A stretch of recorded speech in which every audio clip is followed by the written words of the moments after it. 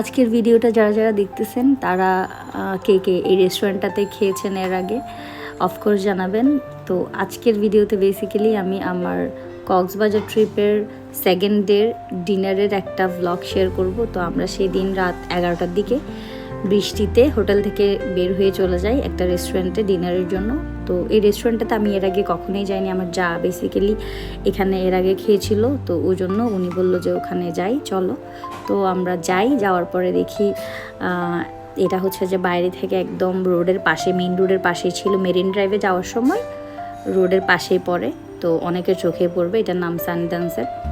বাইরে গাছপালা ছিল আর ভেতরে হচ্ছে যে ইকো টাইপের একটা রেস্টুরেন্ট, বাঁশ দিয়ে বানানো, বাঁশ অ্যান্ড গাছ ইউজ করা টোটালি। তো খুব ভালো লাগছে, একদম ঠান্ডা আবহাওয়া ছিল যেহেতু বৃষ্টি, তো এনভায়রনমেন্টটা খুব ভালো, একদম খোলামেলা ছিল। তো আমরা সেই দিন যেহেতু অনেক রাত করে গেছি, যার জন্য সব খাবার আমরা অ্যাভেলেবেল পাইনি।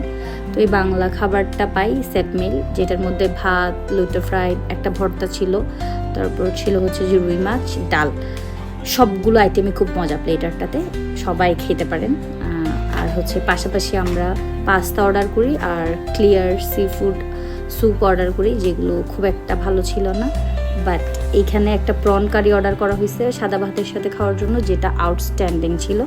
মানে ওদের রেস্টুরেন্টটা বেসিক্যালি বাংলা খাবারের জন্য খুবই ভালো। আপনারা যারা যারা খাননি আই থিঙ্ক খেতে পারেন, বাংলা খাবারটা খেতে পারেন। এটাই ছিল। আল্লাহ হাফিজ।